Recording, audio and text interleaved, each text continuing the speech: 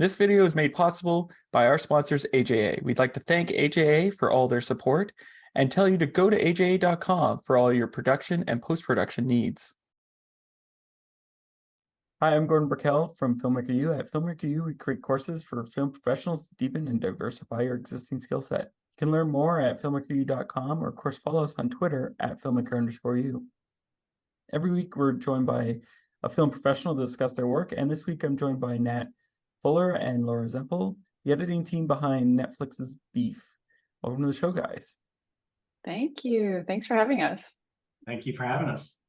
I guess my first question for you deals with like believability, in the sense of, because everything just keeps escalating in this, almost to the level of absurdity, but you guys sort of keep it within that world of believability. So I'm wondering, what were some of the struggles with that as you were working? I think a lot of it started in the pilot, which Harry Yoon was the original editor, or our editor who put together the pilot. And I think, it's something that was very intentional throughout the script, is like this one mundane thing that happens that's very relatable. Someone cuts you off, you're having a bad day. Maybe you don't escalate it in the way that they do, where Danny decides to follow this car. But I think keeping the inciting incident sort of the crux of all of it, like this one thing happens and then slowly everything builds out from there. And I think keeping an eye on where our characters are at that point and like understanding their motivations. So as long as you understand what Amy and Danny are going through, you're willing to go on this ride with them as it escalates. So really taking the time in the pilot to understand these two characters, their psychology, why they are the way they are, what is holding them down, and why is this one incident releasing something within them that has been dormant for so long. Well, but what's interesting is, because they don't right away tell us, like you guys, we don't find out about Danny's suicide attempt until much later. And same with her issues with her mother-in-law and everything sort of come out much later. So what do you think it is that sort of held us as the viewers, and we're like, we got to keep going on this? I think part of it is the absurdity and kind of the relatability of being in traffic and just kind of like, man, just like having a rough day and then somebody honks at you. And so I think there's a kind of a connection that the audience has with that situation, and then kind of seeing what happens if you kind of follow through with it and you escalate and you take it from one level to the next. So I think just that absurdity and that level of fun is always there, which can kind of take the audience along for the ride. And then, as Laura mentioned, once you start kind of peeling back the onion and seeing the reasons why these characters might be doing this, and you start to kind of have a sympathy for them, and you become more intrigued and like interested in why they're doing it. And then you're almost rooting for them, but then so they make a mistake and you're like, oh man, why did you do that? So I think there's like that kind of connection as far as like rooting for the characters, but also like feeling sympathetic for them, and also kind of cringing a little bit when they do something that you're like, oh, why did you do that? That was a bad move. My friends and I would make little videos in our backyards, imitations of Indiana Jones and Star Wars. Eventually that need to tell stories became more of a technical interest and an interest in the art. To me, what's exciting is using cinema in its full potential, which is rhythm and sound design and music. Our job is to set up expectations and then deliver on them. I'm Brian Cates, and this is my course in film editing.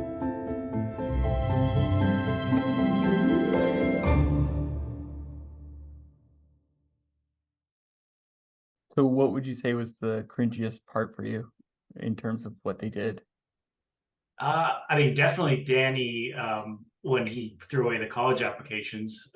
That was in the past, but yeah, that was definitely like the one that hurt the most. I'm like, man, I can't believe you did that. And then yeah, just even from the first one, just peeing in the bathroom was really a kind of a cringe moment, but it was really funny. And I'm in a way, I'm glad he did do that.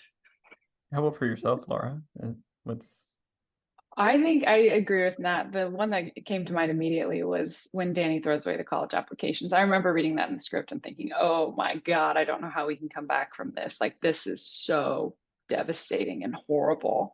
And that one for me oof, that one was so tough. That broke my little heart because I love Paul so much. And oh, what a lie to live with your whole life, or I guess however long it had been since he did that to Paul. But that was a tough one.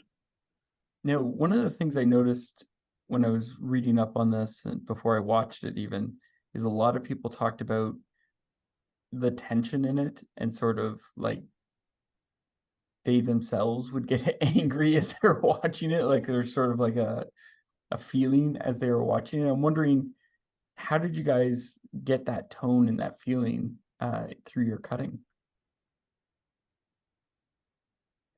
I think we tried to find a lot of ways to intercut Amy and Danny and sort of escalate their struggle as they play off of each other. So, especially with the pilot, it was originally scripted that it would be all of Danny's story and then we go to where he finds the receipt after the suicide attempt, and then he flashes back to the moment, and then we follow Amy for the next half of the pilot. But we found that intercutting them, we were able to play off of Danny's frustrations at work with Amy's frustrations at work, Danny's family life, Amy's family life. So keeping sort of their tensions and frustrations building separately and playing them off of each other in editorial, we found that was very effective.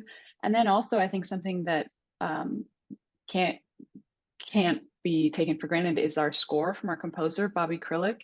He has this sort of like ticking clock in the tempo that we use often. That's sort of one of the themes, and that just taps into kind of the rage that's building within our characters the whole time. And I think that helps sort of serve as a pulse and an undercurrent throughout both of their stories. Interesting.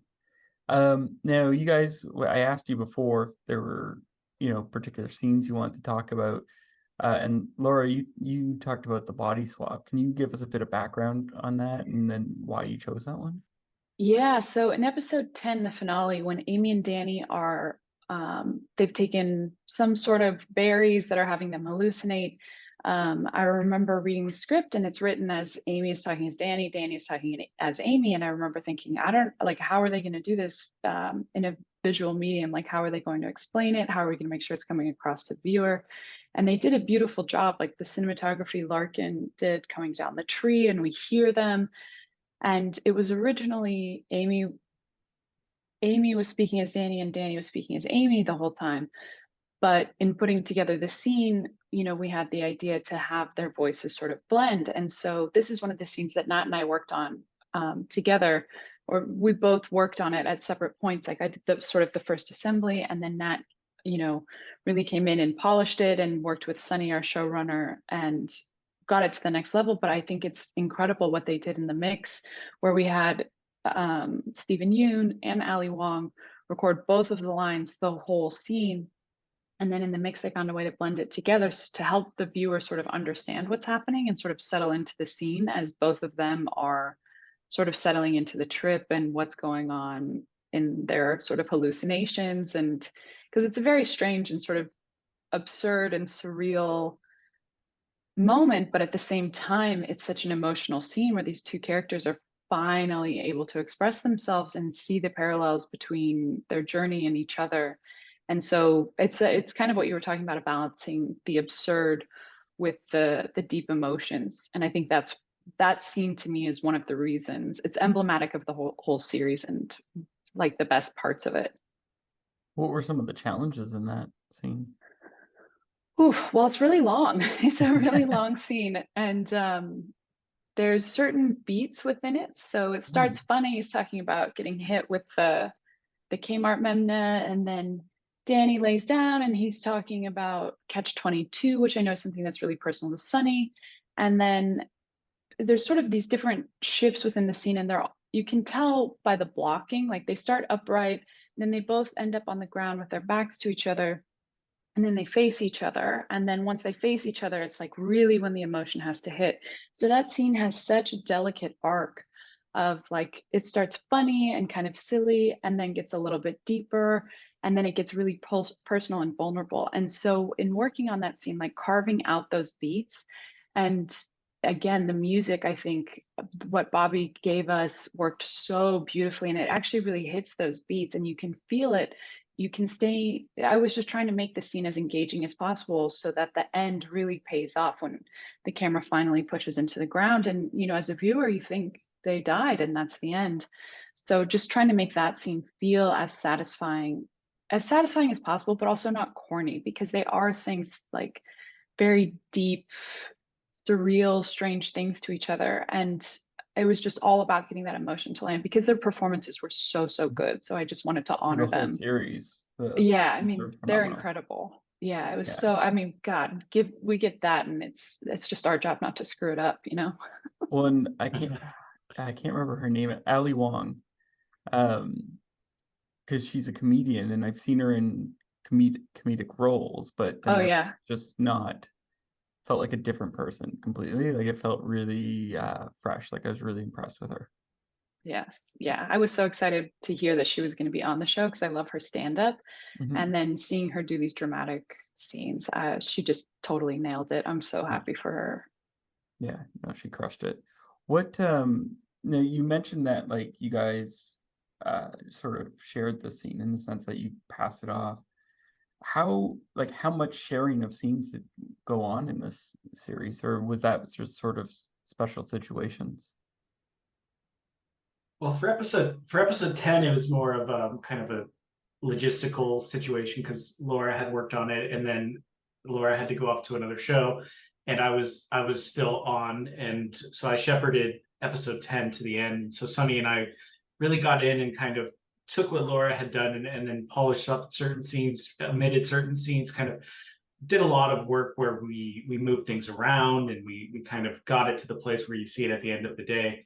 But besides episode 10, there was a couple. I know Laura and Harry had worked on episode 1 together. Jordan Kim, one of our other editors, and I worked on episode 5 together. So there was a lot of sharing and kind of collaborative efforts throughout the show, in addition to certain episodes, such as myself, episode 9, episode 7. Laura has episode 4. So we did have our own individual episodes, but there was also a very, very collaborative um, team effort going on in the cutting room to make sure that we were all getting the episodes to where they needed to be. And it was a really great experience working with all these great editors. So what were some of the changes that you made to the scene when it came to you?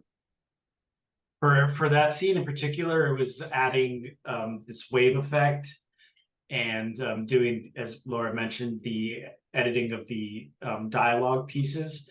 I added some split comps to tighten up the pacing of the scene, and just worked with Sunny to kind of take things out, put things back, get the final beats all kind of landing exactly where he wanted, and then seeing it through to the end with the visual effects.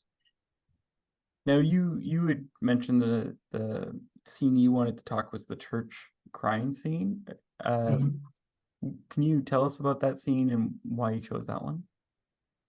Yeah, that scene in particular for me was it was one of the most challenging scenes that I cut on the series, and it was also one of the most gratifying.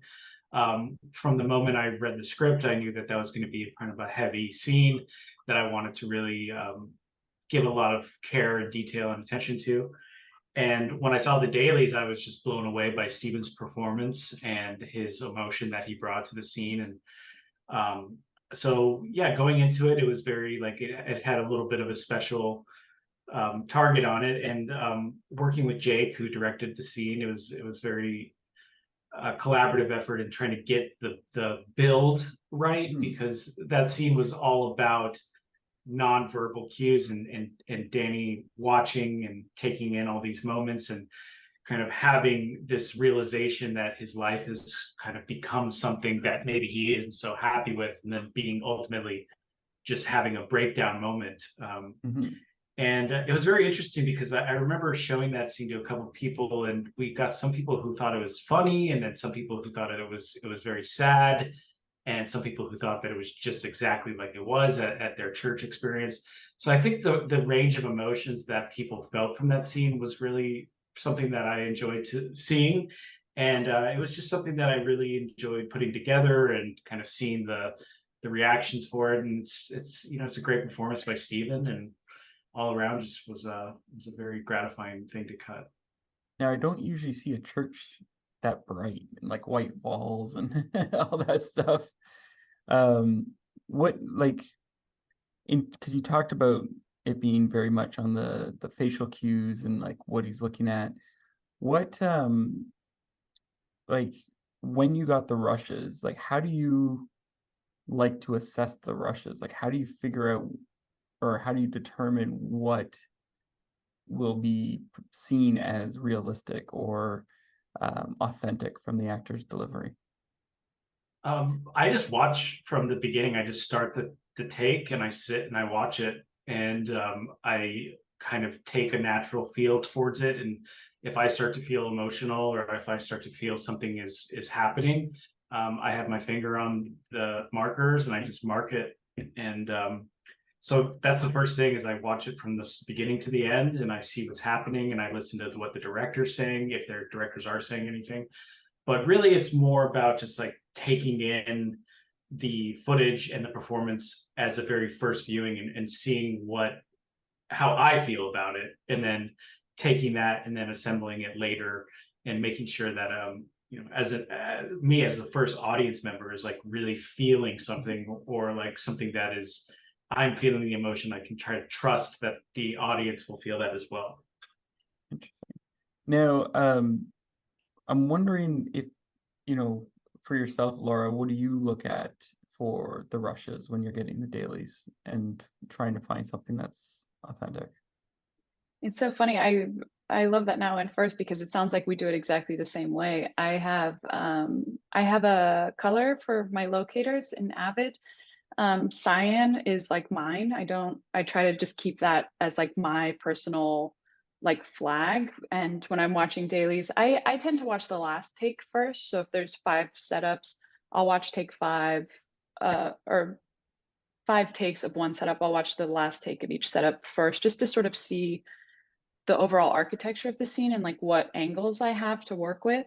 And then I start at take 1 and watch backwards, just because I feel like I need to understand it conceptually in my head of how it can be built. And then I check for the performances, and I have the same thing. So if I feel something and there's something that makes me laugh, if there's something that makes me emotional, or if I feel like something is happening, I'll put a cyan locator on it. And it kind of depends on the scene. I tend to not, I sometimes will pull selects if it's a montage, like Paul and Amy in the hotel room in Vegas when they're jumping on the bed and all that sort of stuff.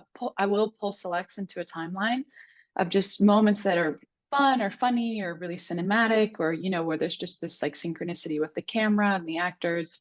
I'll put that in a timeline just so I have it and I can go back to it or build from there. But yeah, the cyan locators for me just signal like something good happened here, come back to it. And then I'll use that as I'm assembling a scene, and I'll often try to build a scene around those moments. So I know, okay, this close up, like the actor really nailed it, or I'm really feeling this emotion. So I got to get to close ups by this point in the scene so that this moment can really land. And I kind of build outward from those moments that I find in the dailies. Interesting. So, like to sort of build on that, how do you like to build your first scene? Because like when I talk to some editors, they like to I put everything in and I chip away and bring it down, and other editors are like, no, I gotta find the perfect take for this line, go to the next one, and slowly build it. How do you guys like to do that? I'm a little impatient and I hate an empty timeline. I get very, very anxious when I don't have things in the timeline. So I would not encourage people to do it the way I do it, but it's the way that it works for me. I have to just messily build it. So it's kind of what I was talking about. Like I find the moments that I really liked, and I'll build sort of to those in the timeline. Like I'll try to find, it's always starting the scene is always the hardest. So, and it also depends on what scene you're coming out of or going into. So I try not to focus too much initially on whatever my first shot is of the sequence, unless it's very obvious of what I should be using, like a camera move or a crane or whatever. But I just need to get something in the timeline. So I'll even just like slap in like a wide shot for a while until I know I want to be in coverage. And then I find those moments. And it's really just about building the best takes. And then I duplicate that sequence. Like I call that, scene 24 build. And then I duplicate that. And then I have what I call V0. And then V0 is when I start to like make it a little bit more watchable. But my builds are not watchable. And I hope no one ever sees them. Interestingly enough, I've talked to another editor who does that. Oh, really? Oh, I nice. can't remember her name at the moment, but same idea of like, I make a really messy cut. It's not pretty. No one's ever gonna see that. Yeah, and for me, sometimes watching it really bad like that, I will say to myself like, oh my God, I'm such a terrible editor, but I can see how to fix it. Like it almost reveals itself to me in that way where I can say, oh, okay, well, duh, I need to be in a 2-shot here, or this should be in a close-up, or oh, this line's definitely should not be on camera. It's more interesting to watch them see it. Like I can see it. I can see where it's going to go just from watching it floppy sometimes, and it's helpful. How about yourself, Nat? Yeah, I do a similar method where I like to put something together quick and dirty, and then I have my excellent assistant Ryan Rombach. I use the script view.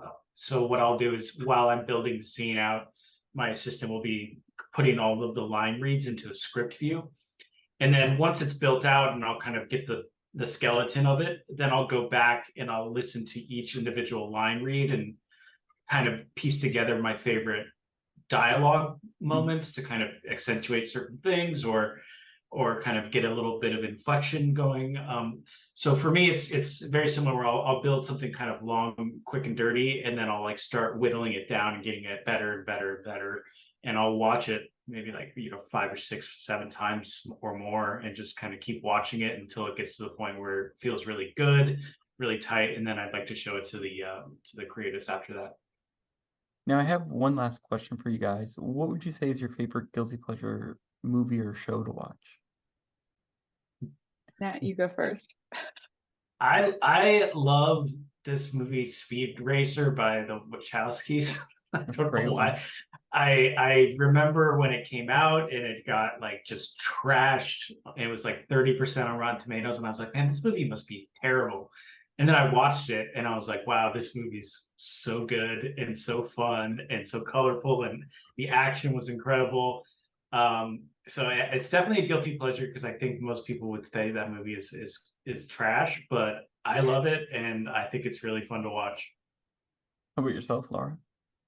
I don't know. I have a hard time with guilty pleasures because I think there's such a wide range of movies, and I don't want to negate any of them or make them feel bad, but mine is probably like Showgirls, which is just an absolutely bonkers movie. And I have those movies that sort of break your brain of like who thought this was good, but it's so good and like so ridiculous and over the top, and Gina Gershon and the nails and the outfits. It's just like, it's so much. It's just spectacular. I love it. Are you going to go to, because they were starting to do screenings of it, sort of like The Room or Oh Rocky yeah. Horror Picture Show? Would you go to one of those? And Oh, totally. It's also, it's one of those movies that I love when people haven't seen it, because it's one of those movies you can only watch for the first time once, and just getting those reactions is so fun. Well, thank you so much for letting me interview you guys. Yeah, thank you. This was so fun. Thanks for the great questions. And that's it for our show this week, everyone. Make sure to check us out at filmmakeru.com, or of course on Instagram at filmmaker_you. I'm Gordon Burkell. Thanks for watching. This video is made possible by our sponsors, AJA. We'd like to thank AJA for all their support and tell you to go to aja.com for all your production and post-production needs.